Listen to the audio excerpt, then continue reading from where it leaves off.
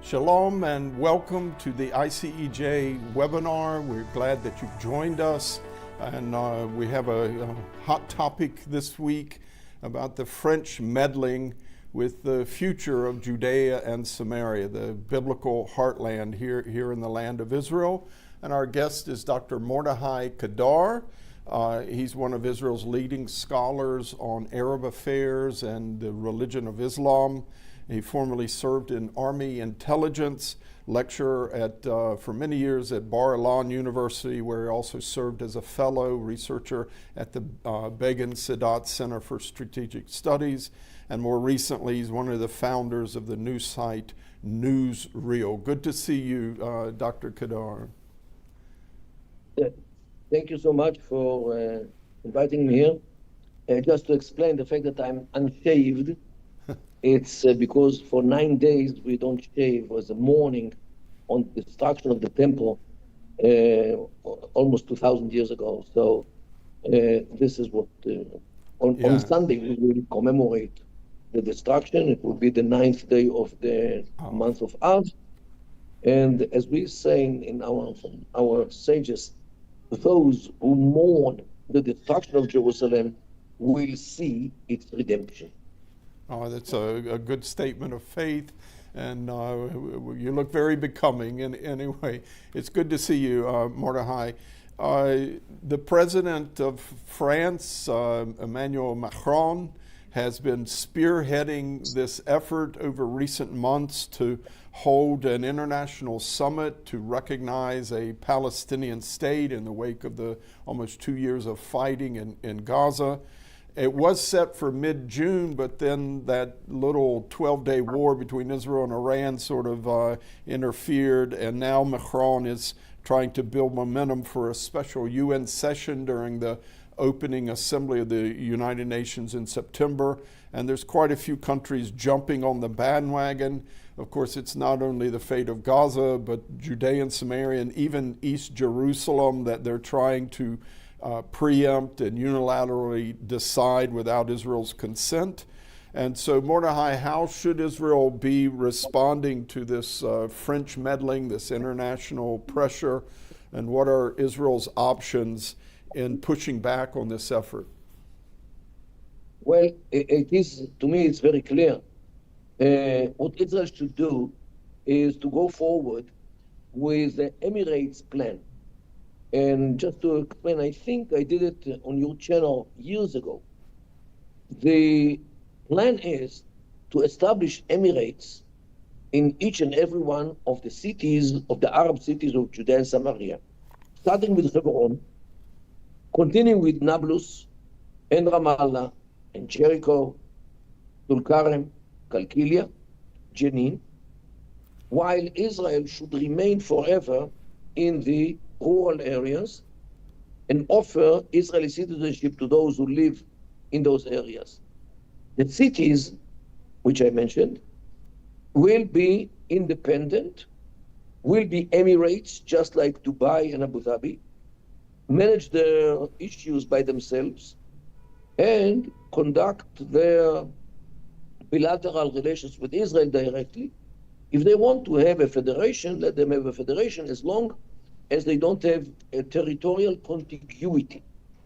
And when we have this kind of solution, it will be much better for them, because instead of creating a state which will end up like Syria, and I'll explain to you why this will be like Syria, they would rather live in Emirates like Dubai and Abu Dhabi. And here comes the problem.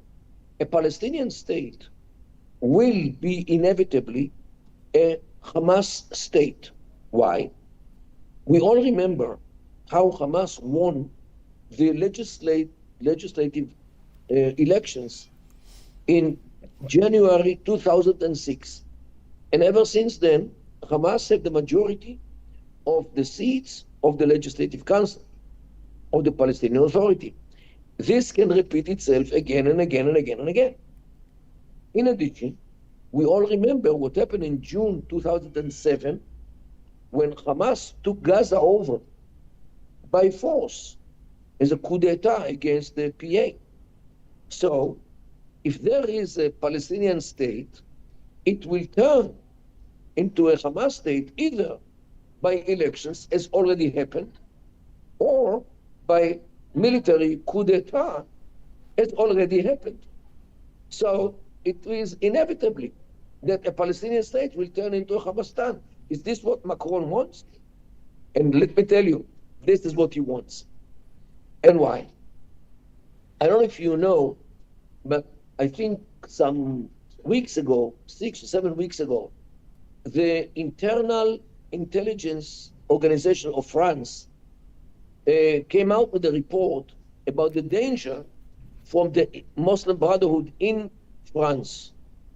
And they finished this report by writing explicitly that in order to appease the Islamists in France, France should recognize a Palestinian state in order to appease them.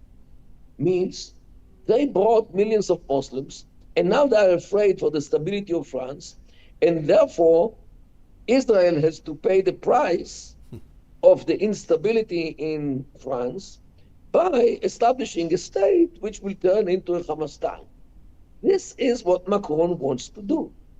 And it's mind-boggling that in order to solve the domestic problems of France, we have to create a Palestinian state which will be inevitably a state of Hamas. And I think that Israel should tell him, you can, and I think that Ohana, the speaker of the Knesset, said in some gathering abroad that if Macron really wants to establish a Palestinian state, let him do it in France. He has enough Muslims in France, enough Palestinians apparently also, and he can create a Palestinian state in Lyon, in Marseille, in neighborhoods in Paris like Saint-Denis or Barbès, which have a majority, or if not total, population of Muslims. So it can fit exactly what he wants. If he wants to appease the Islamists, let him give him a state in France. Where exactly is the problem? But the problem is that this is some kind of erosion, not only of the Judea and Samaria, it also threatens Jerusalem, because the Palestinians keep saying that they claim that their capital should be Jerusalem. Since when was Jerusalem a Palestinian town? Not even one day in history, because there was no Palestinian state so far. Not only this, a Palestinian state which Macron wants to recognize has this map. And this is what they produce. This is the scarf which they carry in their demonstrations. And this is the PA flag. And this is their plan from the river to the sea. So is this what Macron wants to recognize? Means annihilation of the state of Israel? And this is explicitly what he says. It's mind-boggling that this is what he supports. He supports people who are showing that there is no Israel at all. It's not a matter of Judea and Samaria and Gaza. It's a matter of the whole country, which they claim to own. Since when do they own the state? And Macron supports it. And I really don't know how to relate to this. What should we remind him what happened when the Vichy government cooperated with Hitler and gave in the Jews of France to extermination? Is this what we have to remind him? What is he doing? Going to do it again by bringing Hamas to control the whole country? What will happen to the Christians in this country before the Jews, according to Macron? Okay, so I think that every country should protest against it. But unfortunately, we see that Britain also walks on the same path. Canada, Australia, I heard that even Malta decided to join this. Of course, there are some countries who oppose it, but as much as I know, some 140 states all over the world have already recognized the Palestinian state, although there is no such a state. But what I'm planning, and I think that the government will inevitably do it as well, is to turn the Palestinian Authority into this Emirates plan, which I'm talking about for 25 years at least.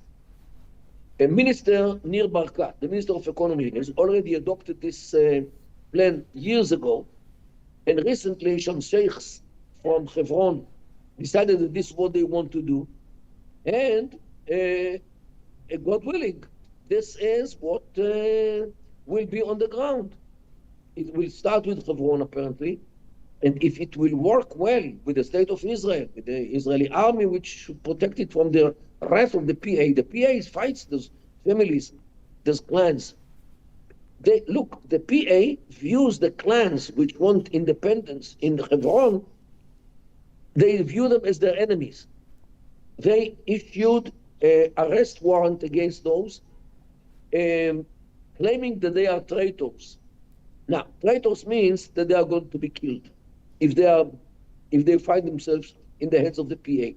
Means that, and by the way, those sheikhs in Hebron want to join the Abraham Accords. So this is why the PA objects it, because the PA is totally against the Abraham Accords, as we saw through the years since those accords were signed in 2022. So in 2020. So this is the problem, and this is the solution. The solution is the Palestinian Emirates, and I think that the whole world, the civilized world, should support it, because this is the only solution which corresponds with sociology, which has any prospects to succeed, unlike failing states like Syria, Iraq, Libya, Sudan, Yemen, which were all created by the colonialism, just to remind you, especially by France, failing state like Lebanon and Syria. Okay, I think that the French should learn better about the Middle East, how to behave, what to do in the Middle East, because the only thing which can work well in the Middle East is Emirates based on clans. This is what we see in the Gulf. This is what we see, the Arab Emirates, we see the Bahrain, we see Oman, Kuwait, Saudi Arabia. All these are based on clans. And this is why this is the only solution. Macron should learn something about the Middle East in order not to come out with the same mistakes as 100 years ago the French created the illegitimate countries like Lebanon, Syria, and in North Africa as well. Yeah. There's a lot to unpack, a lot of information there, very good information, Mordechai. The whole idea of, I know Ariel Sharon, all the way back in the 80s or early 90s, was talking about the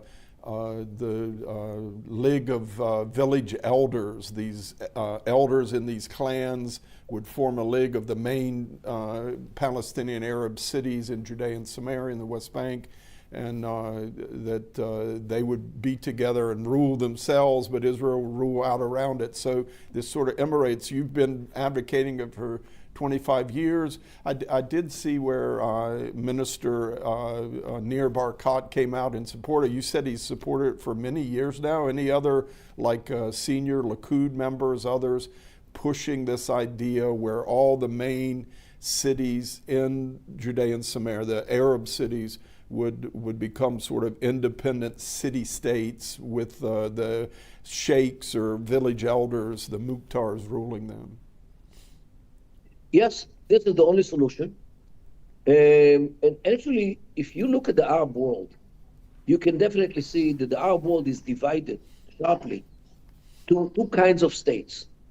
One is the failing states like Lebanon, Syria, Iraq, Sudan, Libya, Yemen, and the successful states like Kuwait, Qatar, the Emirates, Oman, Saudi Arabia, Bahrain, the failing states were established on ideas, Western ideas like nationalism, like socialism, like the Ba'ath Party, which is a socialist party, democracy or liberalism or modernism, all these isms which came from the West. Nothing works. The only thing which can work is what happens in the Gulf, because Kuwait belongs to one family named Al Sabah. Qatar belongs to a family named Al Thani. Dubai belongs to Al Maktoum, and Abu Dhabi belongs to Al Nahyan, and Saudi Arabia, lo and behold, belongs to Al Saud, means the family of Saud. Means that this is the only paradigm which works well in the Middle East.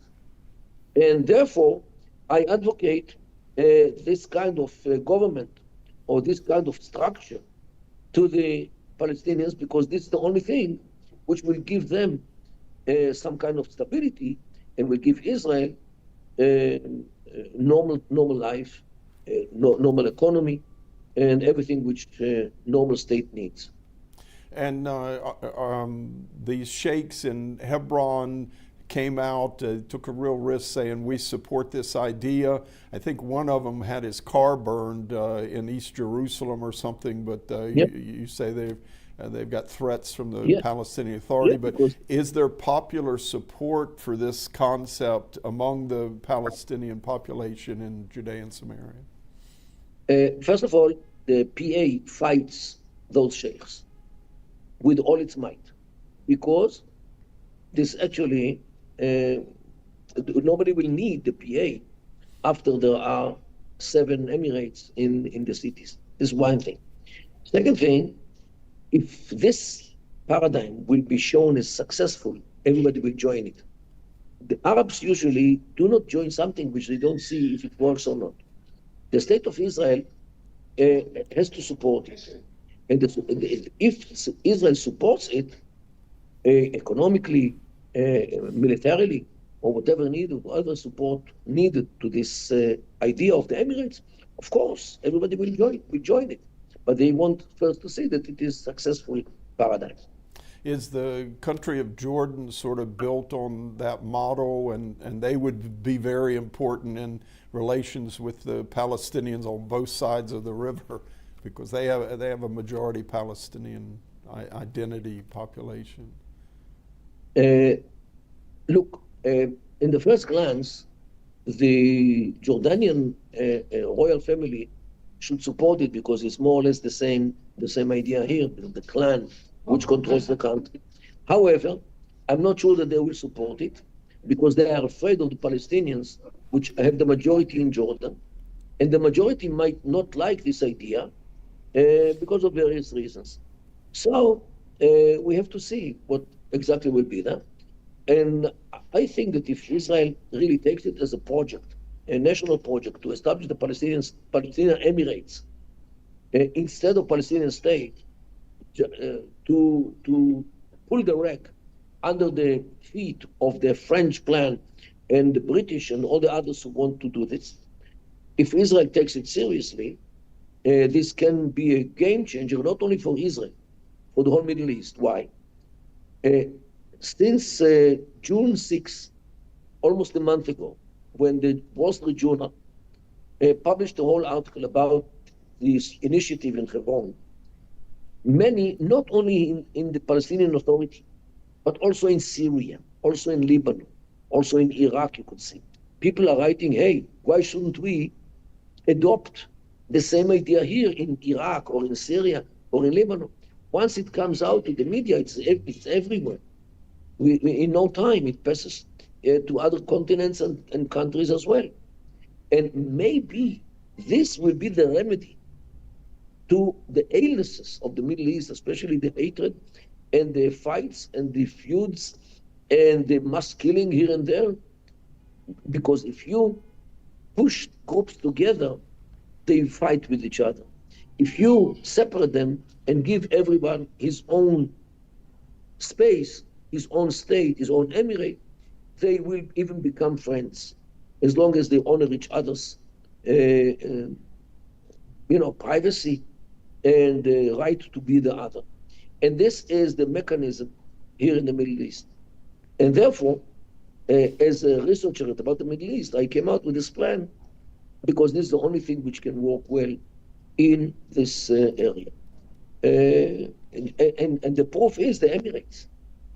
This is the proof, a clear proof, 14 countries which are paradise on earth. Okay? So this is why every normal country in the world, especially if they want to really solve the problem of the Palestinians, they should support wholeheartedly this Emirate plan. Yeah, this is sort of the problem happening there in southern Syria, the violence between the Druze and the Bedouin. There's been a bit of a separation. A lot of the Bedouin who are Sunni Muslim have left the Druze stronghold there because of all this fighting, but you say it leads to stability. I'd say that in the United Arab Emirates and the Saudis, Bahrain, some of these other Emirates that are successful and stable, it does help to have a lot of oil money to share among everyone and buy quiet. But it is interesting to see if the Palestinian public is also in favor of this idea. You mentioned the report, the intelligence report out of the French government, the French intelligence agency, about this growing strength of the Muslim Brotherhood, radical Muslims in France, and that this was the impetus. I remember that report coming out, but this is sort of the narrow, sort of selfish motivation of Macron for his domestic political purposes, to buy quiet there, to force Israel to accede to a state. And what, if he recognizes Palestine, what are the boundaries of it? Is he saying just Judea and Samaria and Gaza and East Jerusalem? I really don't know what map will the French show, because if they don't show the map of what the Palestinian Authority shows, it will not be acceptable by the Palestinian Authority. That's the point. That's the point. That the Palestinian, would they accept a rump state in just what they call the West Bank and Gaza? Big question. I don't think so. Yeah. Because for them, it means, and you know what, in this case, or in this aspect, what Macron does is actually against the Palestinian interest, because the PA and Hamas, by the way, the same, they claim that they should get the whole country from the river to the sea. So recognizing a Palestinian state on part of this country definitely doesn't work for them. So they might be embarrassed when Macron will say, hey guys, I don't recognize you neither in Tel Aviv nor in even Jerusalem maybe, because it's not yours. Trump definitely will do something, because I don't know if you follow it, but Trump definitely doesn't like the French measures. He might do something, I don't know, like declaring that Paris will be the capital of Parisistan, will change its name to Parisistan as it is. I don't know if you visited Paris recently, but it really looks like the Kasaba of Nablus. So much, dirt, so much neglect, so much violence, and so little people who speak French. And this is what we unfortunately see in France. And this is why now France tries to look better in the eyes of the Muslims by recognizing Palestinian state. And this, in my view, actually what proves the surrender of France to the new culture which invaded France and changed its culture dramatically. Changed the French culture dramatically. Because today the French are hostages in the hands of the violent, vicious lawlessness which runs in the streets of Paris, in Lyon, and Marseille, and many, many other neighborhoods which are hosting the migrants or the refugees, as they call them, some places, who came from the Middle East. They came not to find asylum. They came in order to stay and to change the public sphere and the culture of France. And the same thing is in Belgium, same thing in Holland, same thing in Germany, Spain, Portugal, all Western Europe, not to mention Norway and Scandinavia. They are doomed. And everybody should read the book which was written by Douglas Murray, The Strange Death of Europe. And he definitely points to this progress which goes over Europe as some kind of a death kiss which they give to each other, the Europeans, while they open the gates without any control to the migrants from the Middle East and change their culture forever and for no return. And this is the big problem. Yeah, they don't assimilate, and the Muslims have colonized the big cities of the great cities of Europe, no doubt. You mentioned as many as 140 nations that have already recognized the Palestinian state. The last time I counted, quite a few years ago, it was 120 some, but it's probably up to about 140 now. The PLO has declared a Palestinian state several times. All these countries, a majority of world nations recognize it, and yet it's always stillborn because they do not control the territory they claim. They do not qualify for it, and Macron has to recognize this, that you need the approval of the Security Council to be admitted as a new member, so recognized and admitted as a new member state of the UN, which the U.S. would veto it. He's forcing the Trump administration to exercise a veto because he wants to do this at the UN. That's bad politics. Yeah, no doubt. But we cannot count on the American administration, because once in a while, as you know, there are elections in the United States of America. Yes. And if the Democrats return to the White House, the whole American policy will return to be as it was in the Biden days and Obama days. And it will be very, very dangerous to Israel, to Western societies, to the Christian world, to Europe, because those progressives, they couldn't care less about their own culture, as long as they subjugate themselves to the invading cultures which are threatening to change the Western civilized world to something under the yoke of the jihad. Doesn't Macron also realize that since he started pushing others in the international community to recognize a Palestinian state, that there was progress in talks towards a ceasefire and hostage release in Gaza, which is all related to, these charges of starvation in Gaza. This is why he says he's pushing it. But since he started doing this, Hamas has hardened its stance. Doesn't he realize there's a connection there? Look, whatever France is doing so far in the Middle East is a failure. They tried to calm the situation down in Lebanon. They failed. Israel did it by destroying Hezbollah. They tried to bring Syria to some kind of normal life inside. They failed. Assad was, the father and the son were butchering their people in spite of the French. The French also, don't forget, were very wrong in what they did in North Africa, in Algeria, especially in Tunisia, Morocco. They were kicked out because the people got sick and tired from the French.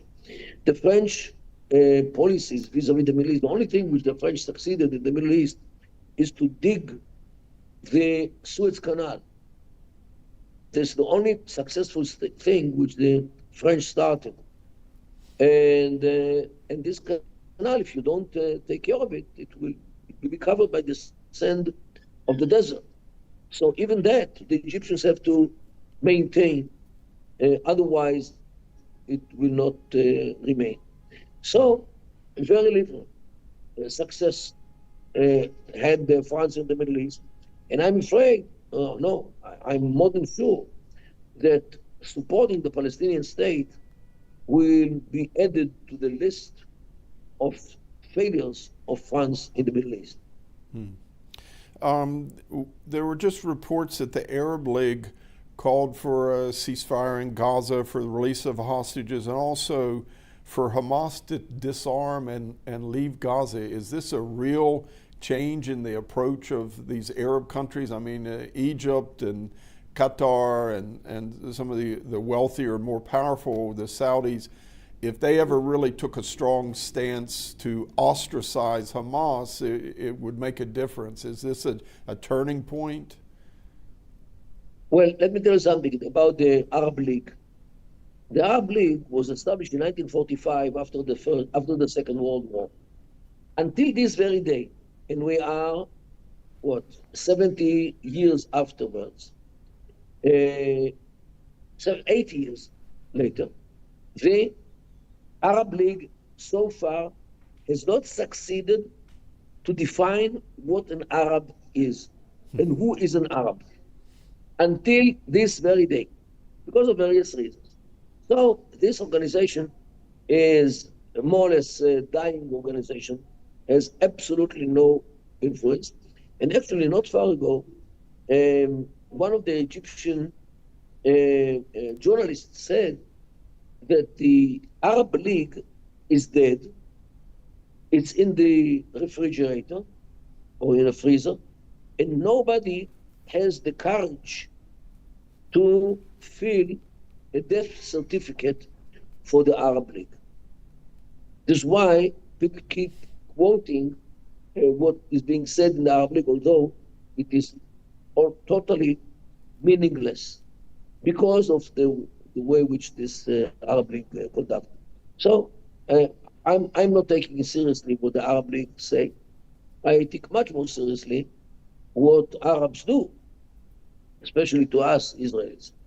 And this is why I think that in the end of the day, if Israel adopts officially the Emirate plan, all the Macron and the Starmer and all the prime ministers and the presidents all over the world will have to accept the situation here, because it will work, unlike the dysfunctional countries which France and Britain are responsible for their establishing.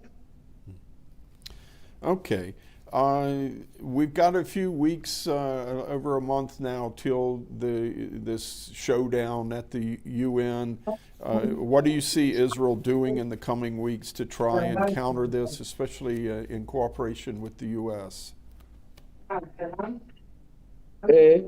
Look, I think now the Middle East goes through changes, very deep changes. The whole scheme which Iran built around us Israelis, around Saudi Arabia, around Jordan, in order to crack them from the north and from the south, actually failed. Thank God. Israel, Thank God for that. Yeah.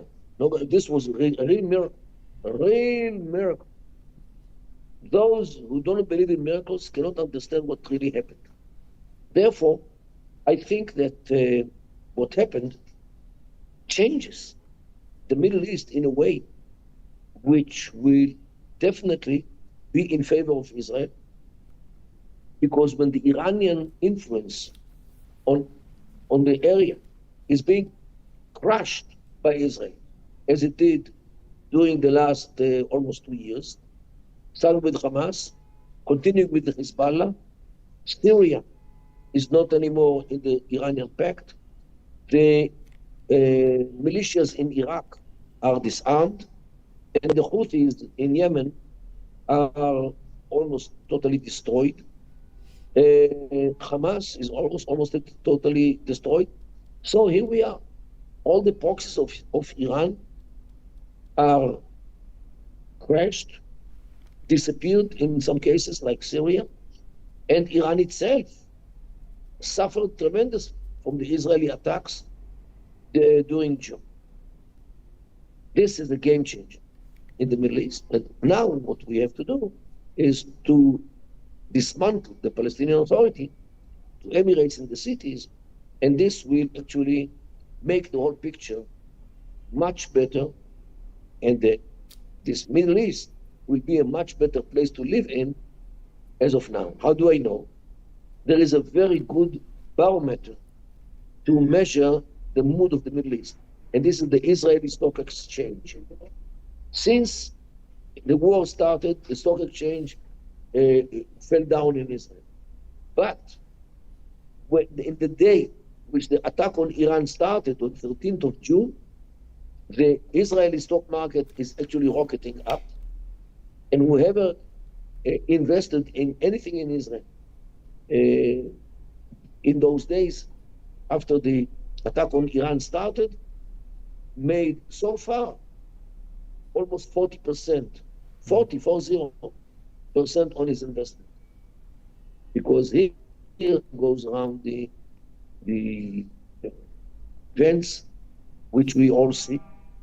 And let's hope that the future, the near and the far future, will continue to be as it is today, as reflected in the Israeli stock exchange.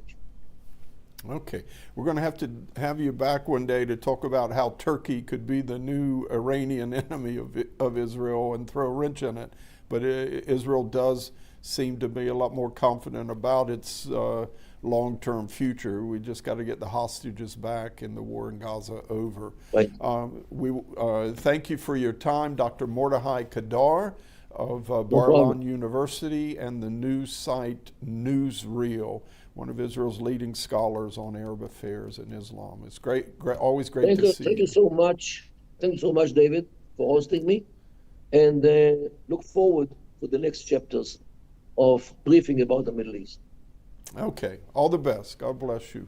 We want to thank you for joining us today on the ICJ webinar series. We hope this has been very informative for you. I know I always enjoy hearing from Dr. Mordechai Kedar, one of the most experienced veteran geopolitical analysts on the region. And we will have another exciting show for you next week here on Thursday at 3 p.m. Israel time. Hope you join us then. God bless you from Jerusalem.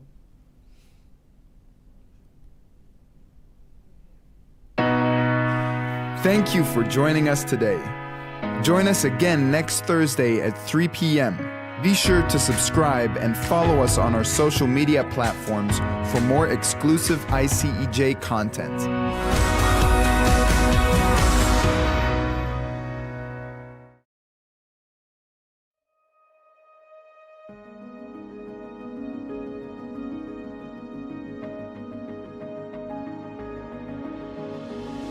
Jerusalem is such an incredible city, called to be a house of prayer for all nations.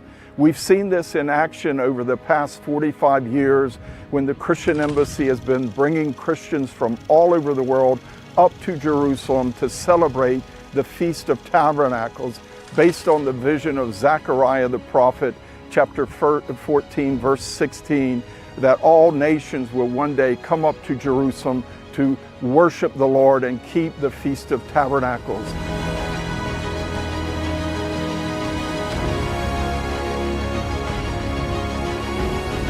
This year's feast theme is 10 from every nation, also taken from the prophet Zechariah chapter 8 and verse 23.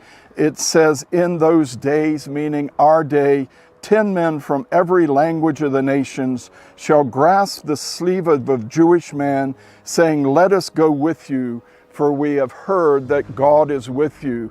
This 10 men speaks of a righteous remnant in every language of the nations. It relates back to when Abraham interceded for Sodom and said, "If you find even 10 righteous men, will you not destroy the city?" We want to see a righteous remnant, at least 10 Christian pilgrims from every nation, including your nation, coming up to this year's Feast of Tabernacles because you recognize the centrality of Israel and the Jewish people in God's salvation plan for the whole world and his special plans and purposes for the city of Jerusalem in our day. We want to see a righteous remnant, at least 10 from your nation, at this year's Feast of Tabernacles. Come and join us in October.